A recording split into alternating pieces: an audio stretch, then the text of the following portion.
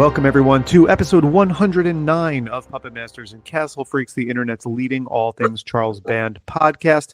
I am one of your hosts, Jared Hornbeck, and I don't understand how anything can be alive. A man, a tree, a fish.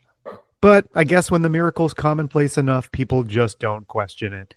And in case you were curious, I am coming to you from McGrew's House of Oddities, which is located in Brooklyn, New York.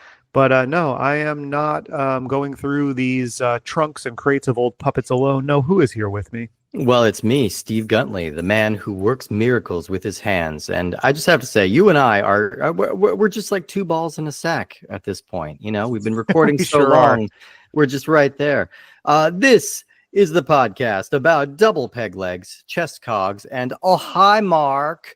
That's because this is the podcast about Curse of the Puppet Master and Retro Puppet Master, the 6th and 7th entries in Full Moon's flagship series, and maybe a sign that the series is in need of a revamp. Maybe we've reached our inflection point. Our jumping the shark moment may have already happened. We'll find out because we have a Puppet Master expert back on the show. We can't talk about these movies without him. I think even mentioning the movies too many times summons him. So we really have to be careful about that. Who's joining us today, Jared? Yeah, well, first of all, I think, you're talking about the series Jumping the Shark. You could maybe say the same about our show. I contemplated doing this entire episode in a French accent, but then I thought better against it. But yeah, we can't. Enough of that. We couldn't talk about another Puppet Master movie without bringing on the expert and author of Puppet Master Complete franchise history himself, Nat Brehmer, coming back again for his third episode with us, now covering what will be 6 of the 7 movies we've covered so far. I think if you're a listener, just assume if you hear us say a Puppet Master movie is coming up, like this is who will be here to kind of like give us an audio version of this wonderful book that he's written. So Nat, thanks for coming back again. And we'll see you, a few months from now. But for now, we're happy to have you to talk about these two. Thank you for having me. I'm thrilled to talk about these two. One, because their origins are wild, but also every time I get asked to do a Puppet Master podcast episode, it's always to cover one of the quote unquote good ones. Right. So I never get to talk about really anything after 5. And these are, I'm going to say, I don't know if I lump them in with one of the good ones, but they were certainly interesting. And I think I've got a lot to say on these. These are going to be interesting to dig into. So we're glad to have a little expertise here to kind of guide us behind maybe a little bit of a what went wrong, behind the scenes on these. I certainly feel like there's a lot of that we can speculate. Well, I don't even know if it's speculation, if the sacred text has been written about it. And it's been, I would say, Nat, probably about 9 months since you were last on with us covering Puppet Master 4 and 5. Has there in that time been anything Puppet Master or Full Moon at Large related that you want to bring any attention to? Absolutely. Since that last time, there was a box set by Umbrella Entertainment, the Tales from the Video Zone Full Moon Fright Box, in which I provided audio commentaries for every film in the set. Awesome. I did commentaries for Demonic Toys, Demonic Toys 2, Dollman vs. Demonic Toys, and Dollman. Amazing. That's amazing. We got to get in on this racket. This sounds fun. This sounds just kind of an extension on what we're doing. This is so cool. Yeah. Yeah. And that was fun. Oh, go ahead, Nat. That was fun, and that's the biggest thing Full Moon related. I've got a book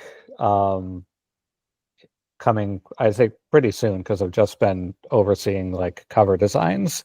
Oh, amazing. Now, that's a novel about a rampaging dinosaur called Dilo that will be through Encyclopocalypse. And right now, I'm about the busiest I've ever been, but it's almost all stuff that I can't talk about yet. Oh, amazing. Okay. All right. Well, we'll consider that a preview for our Puppetmaster the Legacy episode, where you'll hopefully be able to tell us a little bit more about what's going on with that. You know, I wonder if I get my hands on that box set and listen to some of those commentaries. Like, I wonder if I'm going to hear it in your voice now. Like you're saying, like getting the opportunity to talk about some full moon stuff on projects that's not talking about like Puppet Masters 1 through 5. It probably invigorated you a little bit to get to, you know, to talk about like Demonic Toys and other movies that you probably hold, you know, if not equally as near and dear, probably close to it. Yeah, Demonic Toys. I talk a little bit about it in the commentary for that, but I have such a weird origin story with that movie in particular, because there was a movie I saw caught on the Sci-Fi Channel when I was probably like 4, and I just saw a kid in like a warehouse with a demon, and there are all these toys coming to life on the shelves, and I never knew for years what it was. And then separately, after I discovered Puppetmaster, I learned that Puppetmaster versus Demonic Toys was in the pipeline for years and was being constantly announced and then dropped and announced again at that point in time. So that got me really curious about seeing Demonic Toys. And so I started building up in my mind with my friends, like what Demonic Toys could be. Like that movie sounded so metal. Yeah. That, me and my friends, like, because none of our local video stores had Demonic Toys in stock, we thought it was like too extreme to be in stock. It's Faces of Death and Demonic Toys. Exactly. That was exactly what we thought. So like when I was 14, I finally saw it, and like I realized immediately it wasn't the movie I made it up to be in my head, but I also realized immediately it was the movie I had seen when I was like 4 that I had never found. Yeah. Love it. I've got a couple of those. Like there's one, I swear, I think I may have talked about this on this show, but I have a really vivid sense memory of a scene from a movie. I've never been able to place it since. My dad does not remember showing it to me, but it's a kid's birthday party. And there's like a grandmother, and they're doing a magic show, and they're doing the saw the kid in half trick. One kid gets into the box, the grandma starts sawing, blood starts spraying out everywhere. All the kids are freaking out. The grandma does not stop cutting. And then it just turns out to be like a really gory, like prank, you know, like they're pranking these kids. I have this very, very vivid memory of this scene. I cannot find out what this is, like not for the life of me. If anybody out there has any clue what this is, that would be solving a 35-year-old mystery at this point, because I cannot place that movie. Anyway, speaking of movies I have a hard time placing, let's talk about Curse. Can I stop you for 1 second, Steve? I mean, I don't know if you're the person who did this original Reddit thread, but there is somebody asking the same question on Reddit you're asking, and somebody somebody answered with a movie called Waiting for the Light.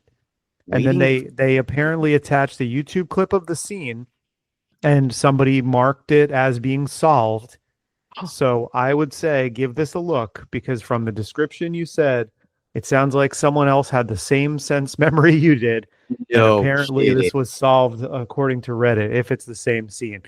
Oh, okay. I'm going to look into this, because this would be incredible if this is solving it. This would be around the right time. This is a 1990 release that does not seem to really exist. So, okay, I'm looking into this movie. This will be like a huge load off if this is actually solved. Okay. Yeah, listeners, check our social media, or you may have already seen at some point if this was solved. But we'll let you know what happens on Steve's journey to solving this sense memory. But anyway, Steve, I think you were about to give us some stats on Curse of the Puppet Master. So by all means. Sure was. That movie was released May 26, 1998. It's directed by Dave Dakota, who is credited here as Victoria Sloan, and it's written by Benjamin Carr, aka Neil Marshall Stevens. So we got a double pseudonym situation here.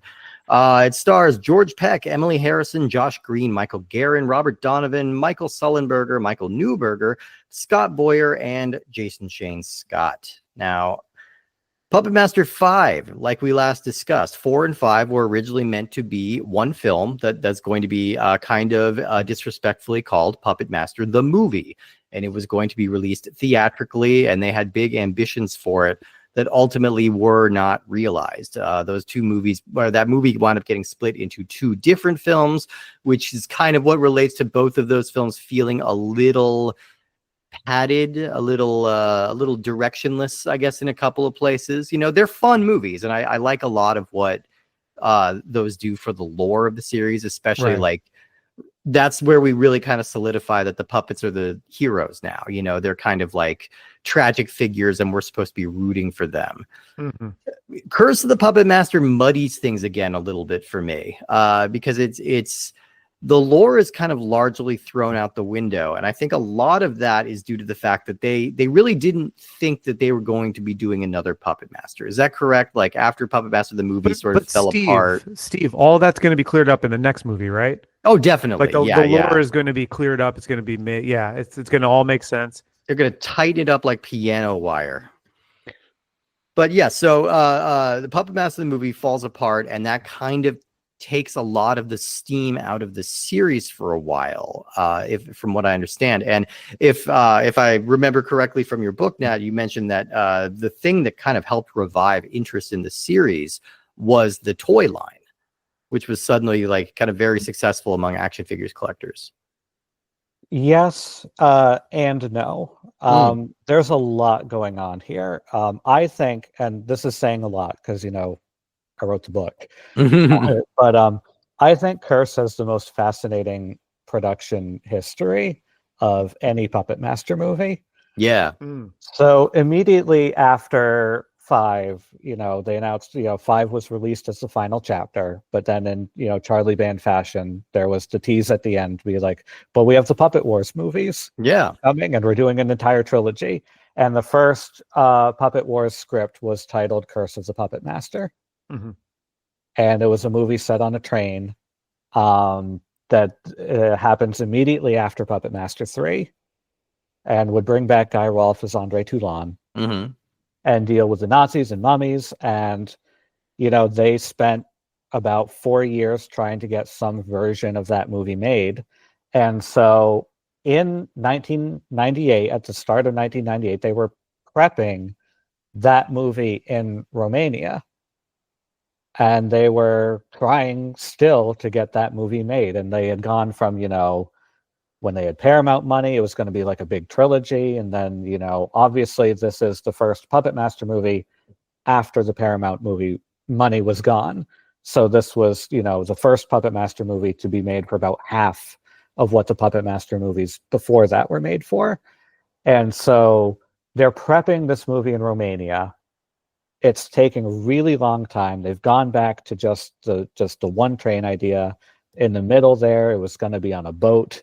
Then they went back to the train, and everything is kind of stalled and delayed. And they have the toy line coming out. The toy line started at the end of 97 with the release of Blade and Six Shooter, which means they've got the rest of the puppets coming throughout 1998. This is the first time there's ever really been a gap between releases of the movies, more than a year. It's been 4 years since the last one. They want a movie out there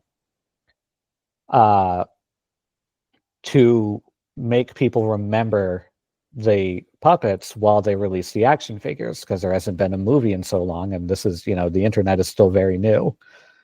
And so while they are working on a Puppet Master movie in Romania, they are still at that point calling Curse of the Puppet Master, they say, well, we have to shoot something in Los Angeles. You know, we have to shoot something now. And so over the next like 4 weeks, 3 to 4 weeks from that point, they basically write, produce, and shoot a movie that they're then thinking, you know, well, maybe we'll call it, you know, Puppet Master 7 or whatever. Sure. And then they make that movie, and that is the movie that is eventually released as Curse of the Puppet Master, while the other movie is not released at all, ever. And did that Romanian footage that they shot with the train, that was then just held onto Yep. and then recycled later on for retro when we get to that. That's correct. Yep. Yeah, it's definitely like it's so funny to read about how they have these grand because the thing about the movies that are set in Romania is like even the cheapest ones, you still have this kind of pastoral sort of beautiful setting at least to shoot in, and it's like it's what elevated some of the other movies. Like I'm a big fan of vampire journals, and I feel like a part of that is because it's so lush and it's so beautiful to look at, and not only the Romanian exteriors but a lot of the old buildings and interiors that they shot in too. To me, it's the kind of setting and location you can't reproduce. Like it's interesting to hear about how all of this like prep work for this big budget trilogy started and then kind of dwindled, and then you get this Curse of the Puppet Master, which is actually released, which essentially looks like it was shot in someone's backyard in Van Nuys. Mm-hmm. Yeah, essentially, like it's actually kind of a nice looking movie in parts, except that they just really don't bother matching the cuts with the footage that they borrowed from other movies. So that's a whole other thing I can't wait to get into. We'll get into that, but yeah. But you mentioned in your book that this movie kind of became something of like an afterthought in a way. Like, could you expand on that a little bit? Like they had these different projects that were in mind. You know, the retro Puppet Master idea was much more exciting. The Puppet Wars idea was much more exciting. This one feels kind of like a keeping the ball in the air kind of movie, right? Just like let people know the franchise still exists. Mm-hmm. Yeah, that was absolutely the intent of this movie. This was in that way kind of an advertisement for the toys.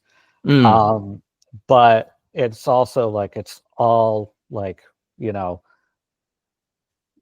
the Puppet Wars movie was the movie they were planning and they were prepping, and even by this point that it was going to be made, it was going to be much lower budget. It was just going to be a little movie on a train. It was probably going to cost about the same amount as Retro Puppet Master, but it just wasn't. It was still too ambitious at that point. It still wasn't coming together, and so this was easy. You know, this was a single location Puppet Master movie that goes back to, you know, the tone of the first two, and is, you know, can be made for much less money, but it's all carrying on the residuals of the other movie they were planning to make. Because even when you look at the puppets that are in this movie and you get into the hows and whys that fans have debated for years as to why Leech Woman is even in the film. Yeah, right. And it's solely because, you know, they were making a movie that was going to be set immediately after the end of Puppet Master 3. This is the puppet lineup from Puppet Master 3. And Charles Band is a comic book fan. He should have known that fans were going to get upset by this kind of complete disregard for continuity. You know, it's like, look, I mean, it's nitpicky, but fans love to be able to track that kind of stuff, right? Like if you're really into this franchise, you love that kind of continuity stuff. And Puppet Master, I think from the beginning has always struggled with that. Like it's all very indistinct. We'll see even further. Like the continuity is completely thrown out with the next movie, and they start over. And I don't even think that totally sticks. Yes and no, because the next movie, it really contradicts some things, and it's really continuity conscious in other ways. Yeah, weirdly. Yeah, and so this movie actually, over time, because it's been so long now since the release of this movie, over time, it's become one of my favorite aspects about this is that you have this decades-long fan debate over when in the timeline this particular film is even set. Because it's like, well, when can it be set for like Leech Woman to be there? But that's like, when can it be set for Six Shooter to be there?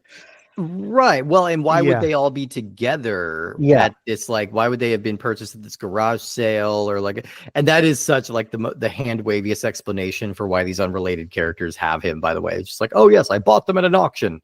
The Not end. surprising though that that's kind of one of the most interesting aspects to talk about, or most fascinating aspects, because like Nat, you're knowledgeable not just about Puppetmaster as a franchise, but you know a lot about other horror franchises and stuff too. And to me, like one of my favorite movies to discuss is Friday the 13th: A New Beginning, Yeah. because I get into the same kind of thing where it's like, we know we killed Jason, we need to get a movie out there quick. We need to have we don't want to bring Jason back, or maybe we kind of do, but we want to kind of play it both ways. And then you have, like, according to Friday the 13th wiki, the movie takes place in Pinehurst Institution in California.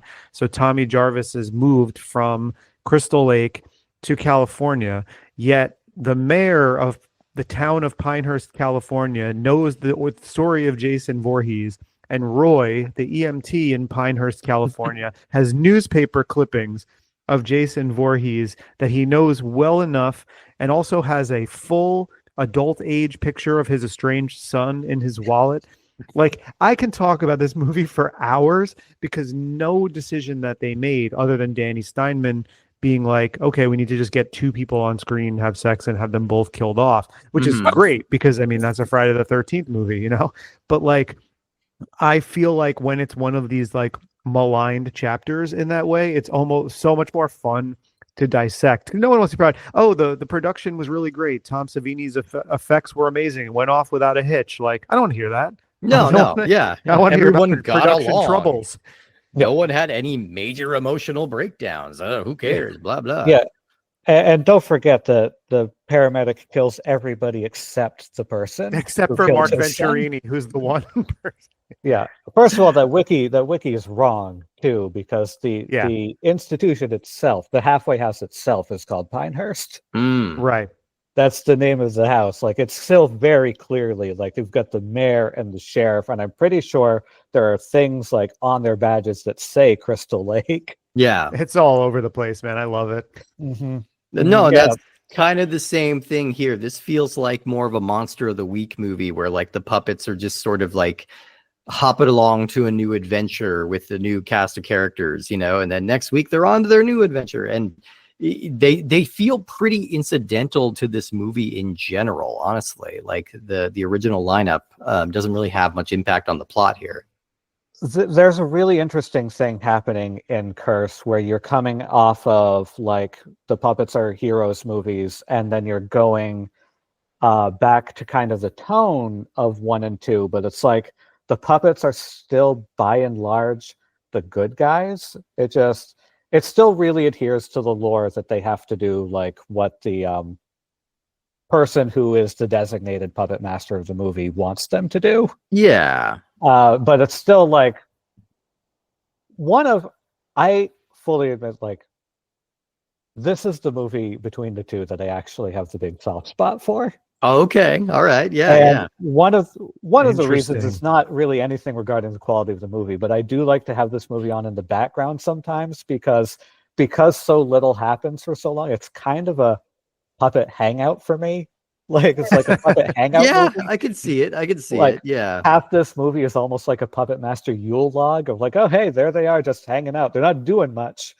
It's just But, sitting on a chair reading you a book. Yeah. Yeah. it really is so rare in this franchise to actually see the puppets with downtime, but because it's expensive for them to do anything, they have a lot of it in this movie. But I do think it's interesting, and it is a thing I kind of like about it in terms of looking back at the larger franchises. This is an outlier, and franchise outliers are kind of interesting to me, because this is, to this day, the only standalone Puppet Master movie.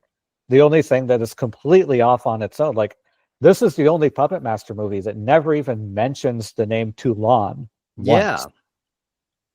Yeah, it's somebody could really- watch this and not know the story of Toulon or any of that background. Yeah. Which is, in a weird way, like, it could potentially be a good way to introduce someone to the series if you don't want to overload them with lore, because like I remember that's how my buddy got me into Doctor Who. Is like, he's not by starting me at episode 1 and started to explain like 30 years of lore. He showed me the episode Blink, which is a self-contained adventure that the Doctor is barely in, but you get the vibe, you get the tone, and you get little, enough nuggets of the lore that you want to like keep watching. And that's got, so you could make an argument that this could function as that.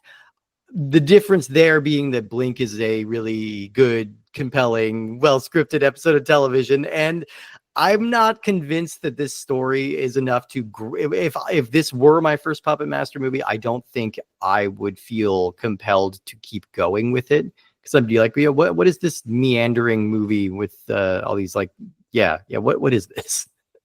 Yeah, it is a little slow in that regard, but again, there's stuff I really like about it. There's a great essay that was done by, I think, the Schlock Pit, that actually looked at this of David Dakota's 4 Puppet Master movies he made. This is the most David Dakota Puppet Master movie. I texted Jared while watching, and I'm like, would you believe that the protagonist ends up tied to a table in his tighty whities in this movie?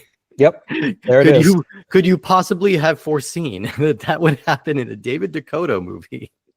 And again, we're immediately into like from the moment this movie opens, like we're in an immediate Dakota world, okay? Because even the local like gas station village idiot type is like a hot boy with like great cheekbones, and it's just like everybody in this universe is just like this kind of preternaturally handsome young man. It's really weird too, because when you first see Tank, it's kind of like he's this really like conventionally attractive guy, just sort of given like a Dumb and Dumber haircut.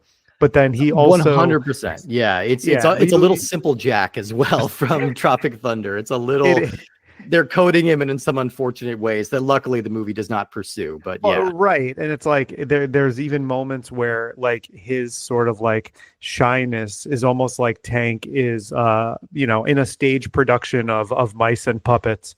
Right. Yeah. He's like I was actually, I was kind of worried, like watching it for Jane at one point, that he wasn't going to like break her neck or drown her in a pond. Tell me about the rabbit 6-shooter.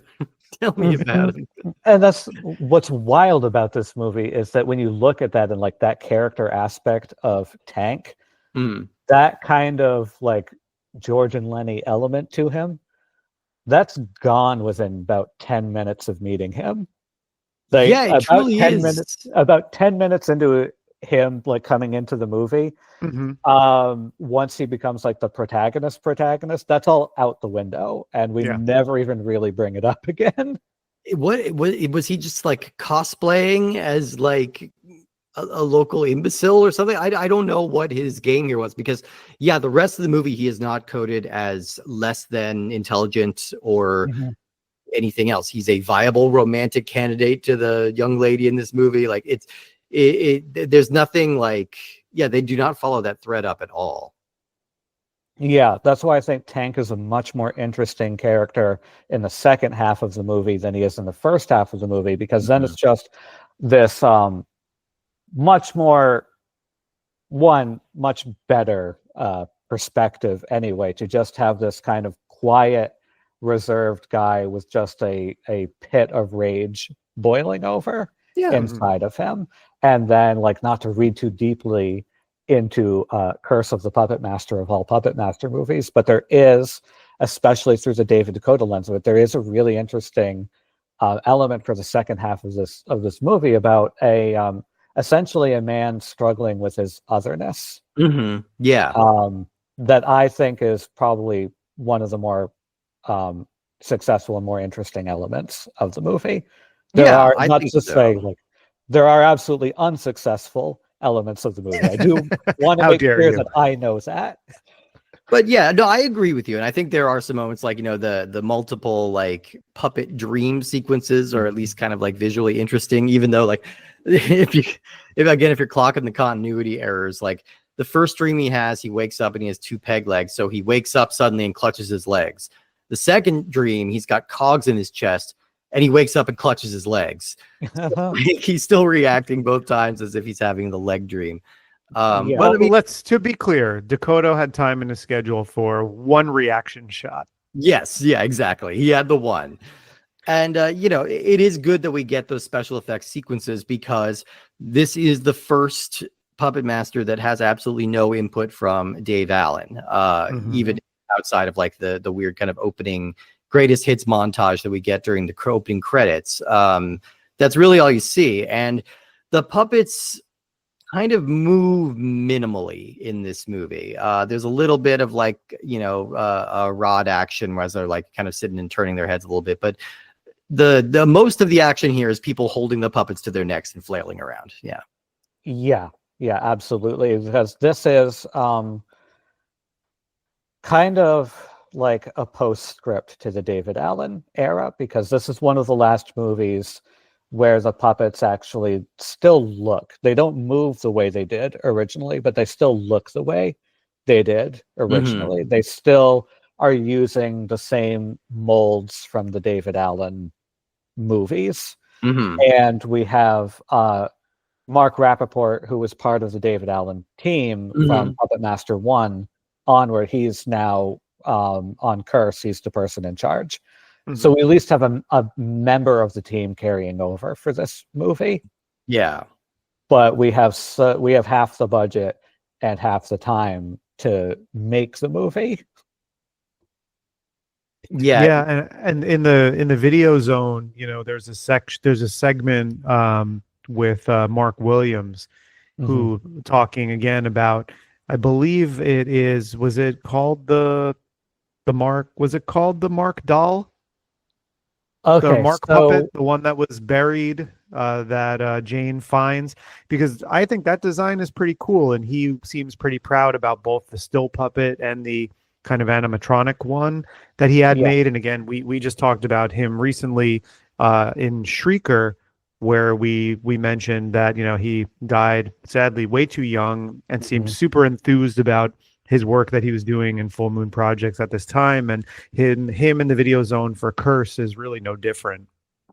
He is the MVP of this movie, and it's kind of the one time because he was mostly doing the makeup effects, and it's kind of the only Puppet Master movie where the makeup effects are the MVP over the puppet effects, because the puppets still look great, but they're not really doing much of anything.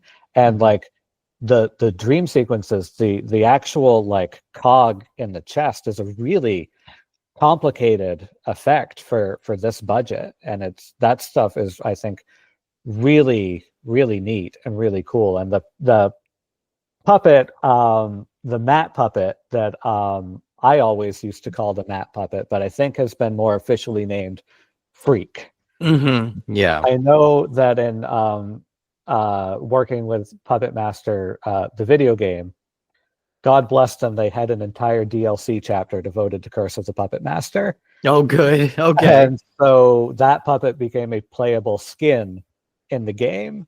That's cool. In the game, he's named Freak.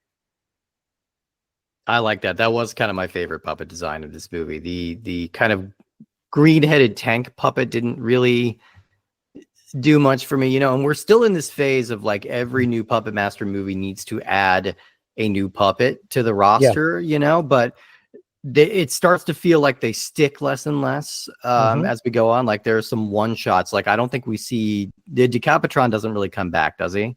No, but at least Decapitron, like Torch, we had him for 2 movies. Okay, yeah, exactly, yeah. But like, do we see Freak again? Do we see Tank again? Do we see either of these? Yeah, no, we never see Tank again, and it's I think for the best. I could really go off on the fact that we have about 6 or 7 sequences of watching Tank carve specifically wooden legs for a puppet that does not have legs. Yeah, I didn't want to be, too harsh a stickler for that. And I also think it's funny, like when you look back on the other movies, it's like you get, you have your first little batch of Tiny Terrors in the first movie. Then you get Torch, then you get 6-Shooter, then you get the Totems and Sutek, and it's like super cool, and Decapitron, and now what do you get in this one? Robert. Yeah, kind of like, and like the even the totems in 4 and 5, like they're maybe a little generic, but it does kind of give the Puppet Master world like their Foot Clan, right? Like they're all the generic figures that you get to be like kind of hordes of bad guys. Like they've got that now, and I think none of these guys really take off. No. There's also another issue, and this is more getting into the stock footage issue, but it goes in terms of the redesigned puppets for this movie. Why would you give Jester a new design and a new paint job in a movie where you're going to have half of his shots be stock footage from the other movies? Why would you bother with that? Yeah, why would you specifically choose this time to revamp that character? David was a go with the flow kind of filmmaker, I think. And that kind of thing too, like that sort of continuity, like as it pertains to George Peck, the actor who played Dr. McGrew. Like he was ill during part of the shooting and missed a lot of time, and there's a body double in for him. They kind of plan 9'd him like for scenes where he's not, and it's kind of the same thing. It's like so it goes beyond the puppets and into the humans in the movie too, where it's like they have to match up things that are being shot, and maybe the emphasis wasn't so much on continuity. But I do think that when we talk about some of the people in the movie, listen, you're going to lose points in my estimation if you're a Puppet Master movie that's not saying the name Toulon. And if you're, and B, not immediately showing me Guy Rolfe as Toulon, which is, what'll be sort of remedied in the opening scene of the next movie. But I do want to highlight, like, for this one-time character, I don't think George Peck is bad. I think he's kind of like going for it. Like he's playing it kind of campy, which I appreciate. And I actually kind of enjoy the energy that Emily Harrison brings as Jane in the movie. Like she's got a nice energy to her. Like the other people in the movie, like I think Josh Green's performance as Robert/Tank is understated on purpose because he's supposed to be not particularly loquacious and shy, and like you said, maybe we thought in the very beginning like learning disabled, but not actually that. Right. Some of the bullies and people like that, they're obviously one-dimensional, but I do think we get an Ariana Albright and J.R. Bookwalter cameo. Always nice to see those guys. J.R., friend of the show. Yeah. And I just want to shout out one kill here, mostly as a irritating missed opportunity, because we have the bully. He's shirtless. He's doing his bench presses, and the puppets sneak in. We're setting it up like the language of the camera is setting us up to think that like he is going to get attacked in mid bench press. He's going to drop the rack on his own neck or something grisly like that. And instead, he looks down, just notices there's a puppet there. The weights are mysteriously re-racked, and then he just gets blood sprayed on him from off screen. And I'm just like, man, you missed such an opportunity there. His arms could have fallen off, and he could have become an insect. Yeah. So fascinating, because I'm not exaggerating remotely, having been on the internet as a Puppet Master fan since like 1999 or whatever. This is, without the slightest hint of exaggeration, the first complaint about that kill that I have ever heard. Really? I have often have heard this kill referred to as even the best kill in the entire franchise. Wow. So okay. I'm gonna go against my valiant co-host here, and I'm going to side with the internet and say that I don't know that I would consider this the best kill, but I will say that, and maybe this is as good a time as any, unless Nat, there's some aspects of curse that you want to keep talking about. There's at least blood, and like a good amount of it, and then a potential sexual predator, getting tunneled in the genitals, obviously is a good comeuppance, and I do think it is bloody, it is gory, that part of it. So I appreciate that, because even though we may be, moving on to a more lavish setting, production value, if not budget, we are going to be losing out on some of the gore. So one thing I will give Curse of the Puppet Master credit for is that there are a couple of instances where they're at least spraying the blood around. Like Yeah. it gets a little bloody at some parts. I agree with you, Steve, in that like the way he gets attacked is not really what's telegraphed by the way that he's bench pressing in that scene. But I still, when it was happening, was like, oh, okay, cool. Like this is a gory scene. There's like blood spraying around, and like, you know, I maybe there was some gore missing from the last few entries of the movie after part 3. Yeah. So I will give it that. I will mean, say that I was happy to see that at least. I'm not even trying to be contrarian about it in any way. I didn't know that there was any kind of affinity for that. I just, me watching it, like I was expecting it to go like a certain way, just like I felt like it was moving in that direction, and then it felt like they had to pull back, maybe for budget reasons or something. But but it is nicely gory. I think for my like last couple thoughts on Curse, I think to come to Curse's defense a little bit, I do think the fact that it is a continuity outlier actually really works with the plot that it has. I actually think because it has the plot that it has, it actually works better, weirdly, within the continuity. Yeah. Because within the continuity, this is a person who doesn't have any of Toulon's notes, doesn't have any of Toulon's journals. So this is like, what if you want to do this without knowing any of the lore? And this is about somebody who wants to essentially do what Neil did in Puppetmaster 1 and experiment with like life and death, but doesn't have any of Toulon's stuff to go off of. And so he's figuring it out, and it's trial and error, and it's a weird process. And I like that element. Like I said, I like the kind of the metaphor of Tank's own internal struggle of otherness. And I also just like the weird kind of Southern Gothic vibe of the movie, where there's like even though it's clearly California, there are just a couple characters with like a Southern accent, and something about like the truck and everything just gives it kind of this like down south kind of vibe. Yeah, you got to put upon sheriff. Yeah. And I think it's hard not to talk about this movie without talking about the fact that it is beat for beat a retread of another movie. Yes. This movie is almost scene for scene, however intentionally or unintentionally, almost scene for scene the movie. Yes, an onomatopoeic name. It's if you didn't hear that, listeners, it's all S's. It's just it's like a snake sound. It is 7 S's because I had to really know that for every time I referred to it in the book. That title consists of 7 S's. And that is about a man being kind of drafted into work at a roadside reptile museum, where the professor who runs the roadside reptile museum is trying to turn a man into a snake. The man has a torrid romance with the daughter. There are bullies. There's a sheriff who's very suspicious of the professor. There's all these kind of elements, however intentionally or unintentionally. It's like it really matches up. I read that on IMDb, and I didn't bring it up because I wasn't sure if that was a real thing. I have never seen.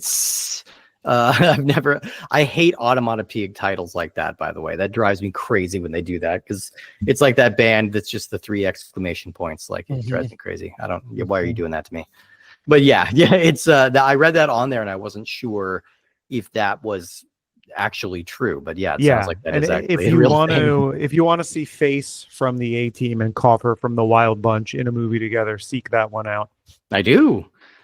Well, let's move on to our next movie today, which is Retro Puppet Master. It was released November 9th, 1999. Again, directed by David Dakota, using his name this time. Written by Benjamin Carr, once again, not using his name. And it stars Greg Sestero, Birgitta Dow, Jack Donner, Stephen Blakeheart, and Guy Rolfe. Now, this one is interesting for a couple of reasons. I think, firstly, for the continuity heads out there, this is the furthest back I think that we ever go in terms of the Puppetmaster timeline. Now, right off the bat, I am going to say it throws out a couple of established lore things, starting with having Toulon being alive in 1944 when he seemingly killed himself in either 39 or 41. It's kind of hard to say based on that first movie, but he should be dead a couple years by now, but he's not. So, there's already a couple things they're throwing out. They're also ignoring some of the continuity they set up in 2 about where Toulon got this ability. So that's off by like about a decade or so. But it is interesting because this is the final appearance we're ever going to get of Guy Rolfe. Only in this briefly in kind of the wraparound segments, visibly pretty frail. He's going to pass away in 2004. This is his last film project ever. He does like fully retire and goes to focus on his health. But yeah, it wasn't doing great. But again, he still pops up and gives us a nice little moment. And I did want to just comment how kind of surprising it is how little they used Guy Rolfe after 3. Like you kind of struck gold with this guy. Like this is a really fantastic performance that is elevating your silly puppet franchise like really high. Like you're making this into something that's like really kind of prestigious and cool and gives you the possibility of like a theatrical crossover. And then he's like very briefly in 4 and 5 and not in 6 at all. And then this is just kind of the last little bit that we ever get of him. So it's a shame we didn't get more of him. I think he is still thought of as kind of the definitive Toulon, right? Like in the fan community, he's the one that people still kind of gravitate towards. But yeah, we only get very little of him. Yeah, Mr. Sardonicus and Toulon. Those 2 things you can't take away from him. And Dolls, yeah, right? Isn't that him in Dolls as well? Yes. Yeah.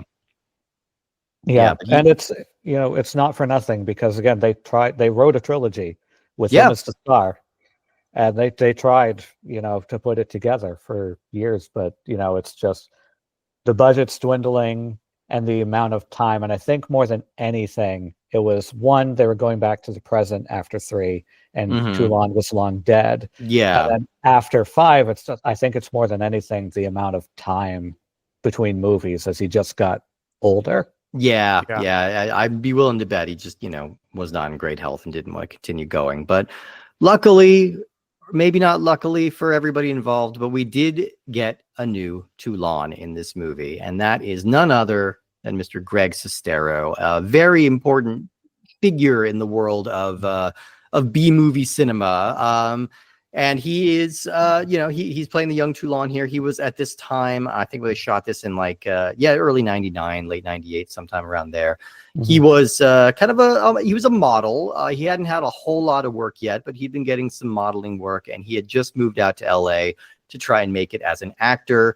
I believe it is this same year that he and his roommate, a guy of mysterious origins named Tommy Wiseau, are going to make Wiseau's magnum opus to be titled The Room, which will eventually come out in 2003. Sestero is kind of the co-lead of that movie. He was also basically the line producer and the guy who sort of kept everything on the rails. And if this all sounds familiar, it's because Sestero co-wrote a book with Tom Bissell, which I still consider one of my favorite nonfiction books ever, The Disaster Artist, which is all about the making of The Room, but it's also a really lovely look at what it's like to be like a young actor in Hollywood trying to make it, and like the resiliency of dreams and just the strangeness of art and the things that you never know are going to endure. It's a really smart, really lovely book. It got turned into an excellent movie in 2017, directed by James Franco, and Greg Sestero is played by Dave Franco in that movie, and I think a very charming, likable performance. And Sestero is kind of like really just embraced the whole Room phenomenon. He's still kind of touring around with Tommy Wiseau, talking about the movie, talking about the book. By all accounts, seems like a chiller. It just seems like a nice, cool, like laid back kind of California dude. So a little inside baseball for our listeners.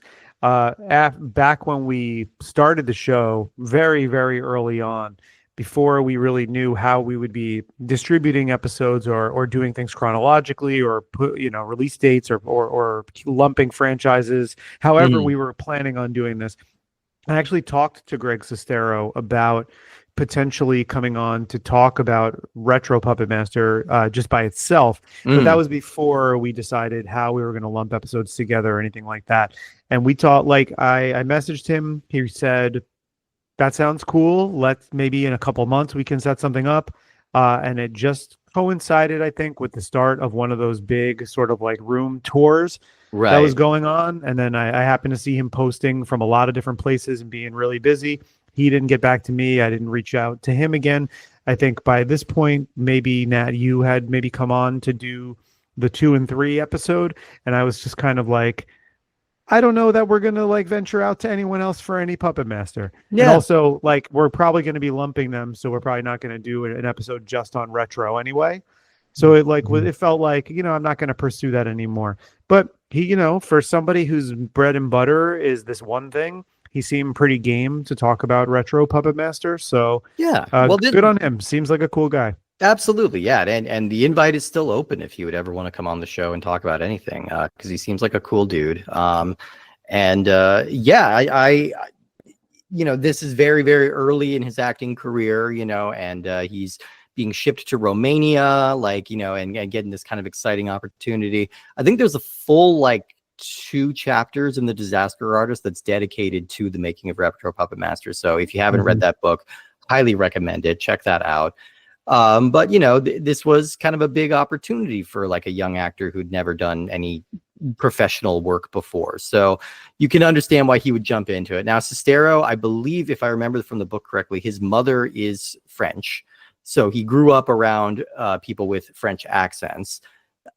That being said, the accent work here, maybe they didn't pull all of his best quips because it is running the gamut, right? Sometimes it's like, oh yeah, okay, he's doing the French accent and it sounds pretty good. And then other times it sounds a little Pepe Le Pew, which I think is more of a result of the dubbing process on this movie that is a little atrocious, but it's not a movie that anybody really speaks of with a lot of fondness, including Sestero. I don't think he had a terrible time making it necessarily, but I think it's just like, yeah, look, I know what that movie is. And, there is a rumor, I don't know if you can confirm this or not, Nat. There is a rumor that one of the actors that he beat out for this role was James Franco. Yes, that's a long-standing rumor. James Franco even heard it, and he was like, I want to believe that. It's possible he auditioned for this and just forgot. It's entirely possible. Very possible. That it was actually a different David Dakota movie, because again, David Dakota was making so many movies at this point. He was directing. I think this one actually did initially release under a pseudonym as well. I mean, both movies now, Curse and Retro, both say directed by David Dakota now. But I think it might have even been that he was in trouble with the DGA a little bit for directing too many movies, which could explain some of the pseudonyms that he's throwing around in here. Sometimes he'll use a female pseudonym if it's a movie he doesn't like, he's got Ellen Cabot. Ellen Cabot is an old high school girlfriend and he uses her name when he wants to distance himself from the movie, so that could be a little bit of it. But we were talking about that recently when we covered the movie Shrieker, which is kind of in the beginning of this run. Dakota did 11 movies back to back for Charles Band over this 3 or 4 year period. So he is hitting it really hard. You can understand why some of the quality might have fallen aside. This movie was shot in 12 days. That's luxurious for a full moon shoot, but it's still not enough to really get a full movie put together. And as a result, I think the 1-2 punch of Curse and Retro is where Puppet Master is starting to feel less and less of a priority for Full Moon, and the budgets have gotten noticeably cheaper, and it feels like what was once being kind of set up to be this prestige franchise has kind of fallen off a cliff a bit. I think it is fascinating to have these 2 movies come out in back-to-back years, because they are completely different and completely different minded. You have one that is completely continuity free, and then you have the other that, while it's rewriting some continuity, is steeped in continuity, and that one doesn't ever even mention Toulon by name. In this film, he's the protagonist. I mean, we're going so back into continuity that technically, we can't afford to show him anymore, but technically Sutekh is the villain of this movie in the same way that he was the villain of 4 and 5. And so we're bringing that back because Toulon did kind of tease an origin with Sutekh there and a backstory between them there. And so we're seeing that. We're completely rewriting other things because we're making this movie so quickly. I think, when they're putting the title cards on that prologue sequence, they're like, oh, fuck, what year did he die? And just kind of guessing because they got to turn in something that day. Look, they didn't have a VCR in Romania. They couldn't pull the old copies. They couldn't refer back to the earlier texts. The origin of this movie compared to Curse is very, very similar. In fact, it actually goes one step further because Curse was made to, made really quickly to kind of keep the franchise alive while they sold the action figures and sold very well. I mean, I discovered the franchise through those action figures that year, thanks to their ads in toy magazines. Like that toy series was like winning awards and stuff. But then you have Retro taking it one step beyond because now we have the one and only Puppetmaster movie that is based on a toy line. Yeah. Because Retro Puppetmaster, the action figure series, was a thing before Retro Puppetmaster, the movie. Really? Oh, okay. I thought one came after the other. Yeah, that's interesting. That's what's fascinating to me about this movie because if you look at the Retro Puppetmaster action figures, Retro Blade and Cyclops were the first two figures that were released, and they don't look anything like they do in the film. No. And then every other figure after that, the other Retro Puppets they released in that toy line look exactly like they do in the film, and that's because they were making the movie by that point. But Rick Fares, who was the head of the action figure I was just going to say, he's somebody we have not brought up by name, I don't think, on the show yet. No, I don't think so. Hugely influential, because one, hugely influential just to get the ball rolling with the action figure series and even get the idea of that, because he was like, those toys eventually, like they were in comic shops, but then they eventually got into Suncoast and like Spencer Gifts, and they were in malls, and the distribution got bigger and bigger. And he was basically that entire department by himself. He was marketing the figures. He was calling retailers up and like by himself. He was sculpting the toys a lot of the time. And so, but by the end of '98, like the toy series is doing really well, and there aren't that many named puppets. They had done every puppet. Oh, wow.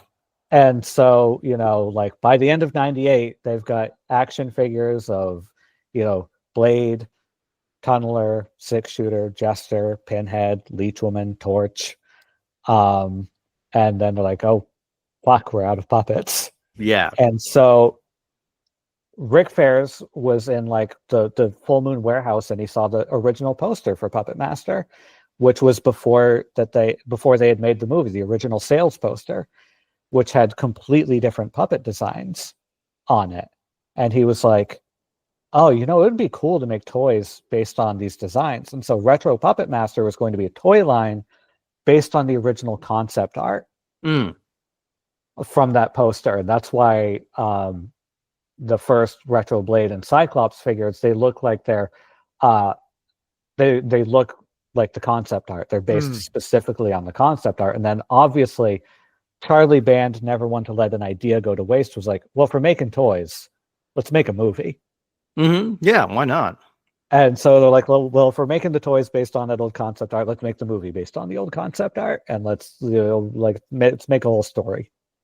And I will say that's something that this movie gets right. I do actually enjoy the retro like remakes of the puppet designs. Like, I think they're really cool. I like the big kind of goofy Pinocchio eyes on Tunneler, who's now been renamed to Drill Sergeant, in a name that he always should have had. It's crazy to me that actually hearing it now that was not always his name. But yeah, I mean, everybody looks kind of cool. They look like Drill Sergeant is a good name.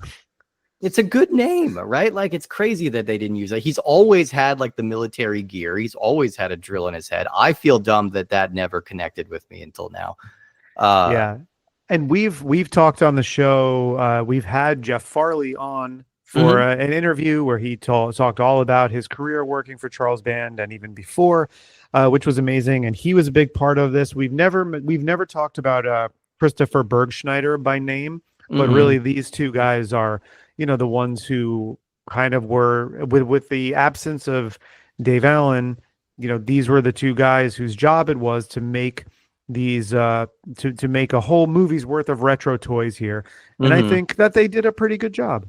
Yeah, absolutely. And one thing I like is that it makes so much sense, like within the story, that this is Toulon at like age 20 something, and these are much less complicated designs to be like, oh yeah, these absolutely look like the puppets made by a younger man. Yeah. Before he's been doing it like all his life, and they have all these really intricate facial structures and everything.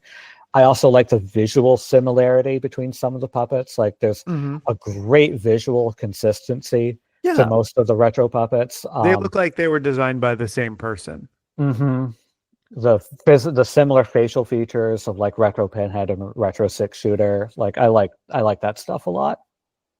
Yeah, no, there's really cool stuff here. And we also get the debut of Dr. Death, who is going to get his own spin-off series way down the line, like I think 20 years after this. I really don't know, based off of this movie, much about what Dr. Death's deal is. I do know he does not look like any of the other puppets in this movie, and in a way that's a little distracting. Like, because here's the 6 or 7 like classic puppets. We have Cyclops, who is a new design, but he looks like kind of a piece with those other designs. And then Dr. Death is just kind of totally doing his own thing. It looks like a much more modern sculpt. He's got like almost a modern surgeon's outfit that I don't think would have been employed in 1902 or whenever this is taking place. So like, I don't really know what Dr. Death's shtick is yet, other than he's a skull and he's got a little scalpel. Yeah, I mean that's basically it. But that is a thing that I think is funny about this movie. And it's like, you only have so much time. You have to do what you have to do. But like, now post 3, obviously we've established like, oh, human souls and wooden bodies. That's the crux of Puppetmaster.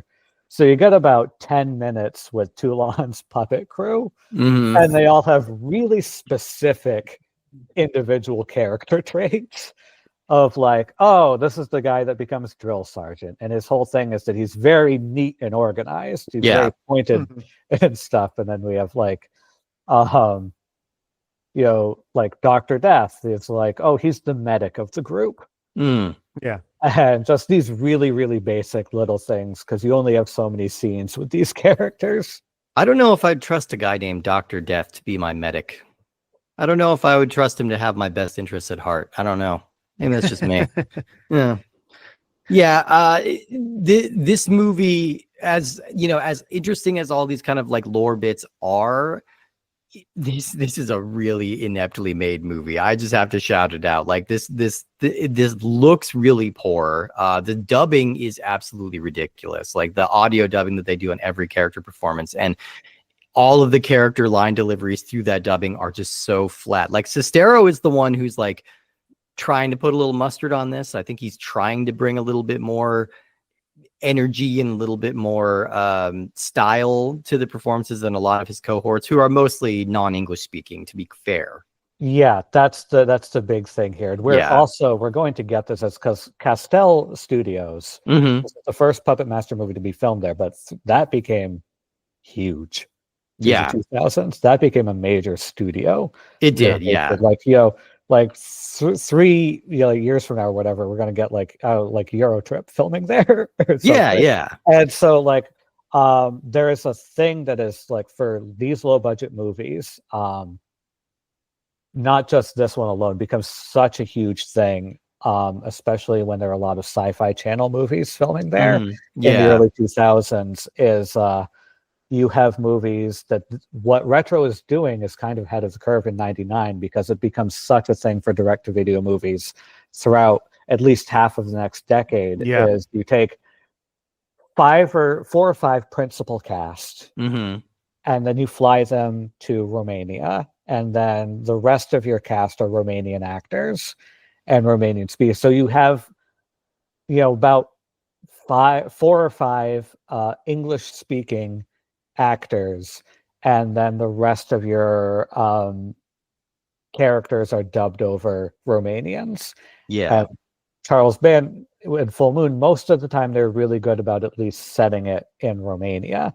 Like, it really sticks out to me in like the Sci-Fi Channel Pumpkinhead sequels, Right. set in the deep American South, where half of the crew, half of the characters are Romanian and sound like it. Right. Exactly. Yeah. But here you also have the struggle, like this is supposed to be Paris.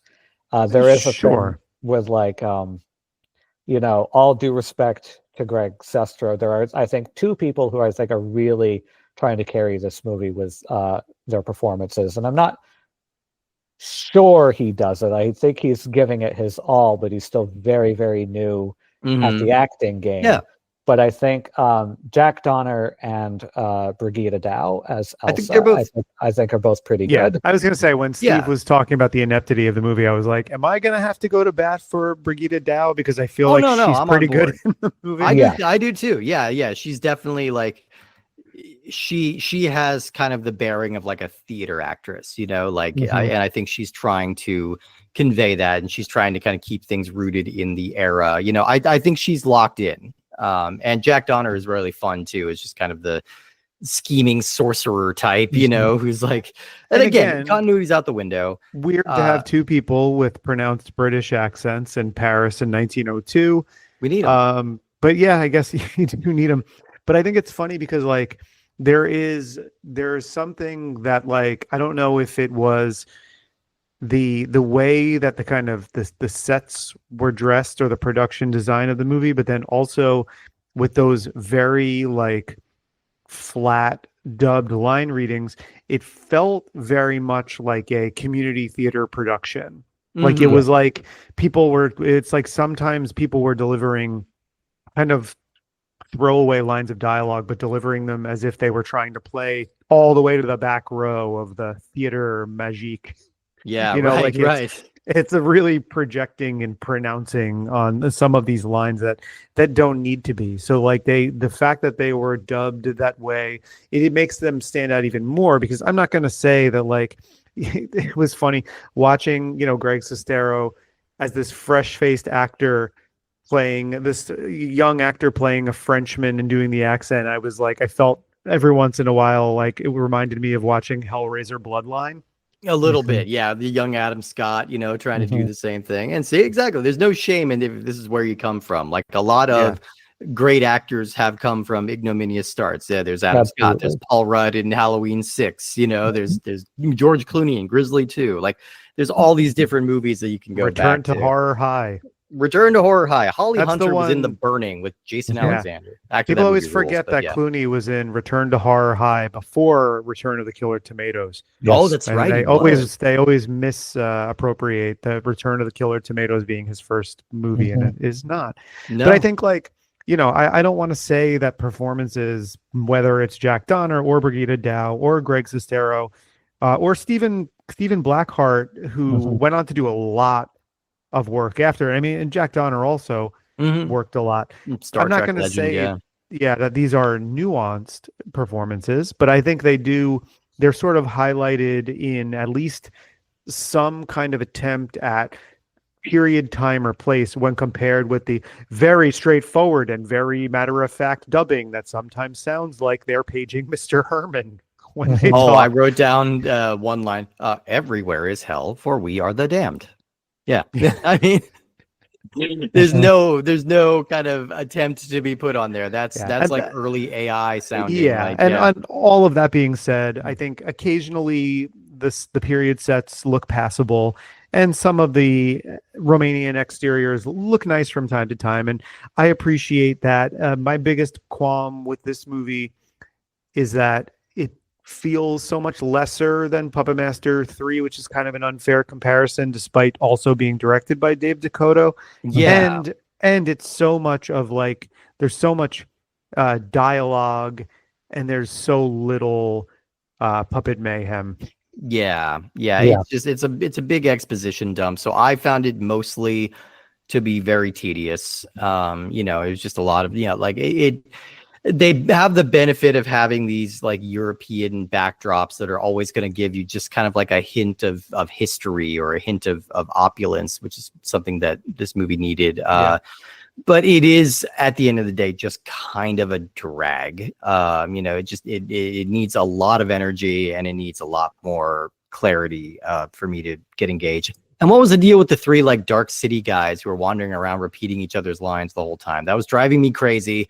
You guys, you don't need to. We heard the line the first time. You can stop repeating it. I know you're under a trance. Our three villains, who are, and this is one thing I get into with this movie sometimes. It's like there are, for a franchise that's about killer puppets, there are so many more mummies in these movies than you would expect it to be.